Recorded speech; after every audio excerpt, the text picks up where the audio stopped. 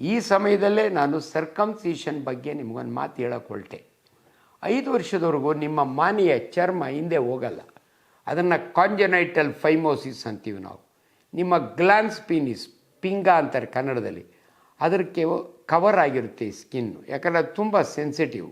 ಮಕ್ಕಳಿಗೆ ಅದು ಎಕ್ಸ್ಪೋಸ್ ಆದರೆ ನ್ಯಾಪ್ಕಿನ್ ಯುರೆಥ್ರೈಟಿಸ್ ಅಂತ ಆಗುತ್ತೆ. ನ್ಯಾಪ್ಕಿನ್ ತಗಲ್ದಾಗೆಲ್ಲ ಇರಿಟೇಟ್ ಆಗುತ್ತೆ. ಅದಕ್ಕೆ ದೇವ್ರು ಕೊಟ್ಟಿರ್ತಾನೆ.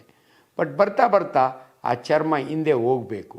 ಅದು ಹೋಗಲಿಲ್ಲ ಅಂದರೆ ನೀವು ಕರ್ಕೊಂಡು ಬಂದರೆ ಸರ್ಕಮ್ಸಿಷನ್ ಹೆಂಗೆ ಗೊತ್ತಾಗುತ್ತೆ ಅಂದರೆ, 5 ವರ್ಷ ಆದಮೇಲೂ ನಿಮ್ಮ ಮಗು ರೀಸಸ್ ಮಾಡೋ ಮುಂದೆ ಬೆಲೂನ್ ಥರ ಊದ್ಕೊಳ್ಳುತ್ತೆ. ರೀಸಸ್ ಎಲ್ಲ ಆದಮೇಲೂ ಕೂಡ ತೊಟ್ಟು ಅಂತ ತೊಟ್ಟಿಗ್ತದೆ. ಆವಾಗ ಇಲ್ಲಿ ಸ್ಪೇಸ್ ಇರುತ್ತೆ. ಈ ಚರ್ಮವನ್ನು ನಾವು ತೆಗಿತೀವಿ.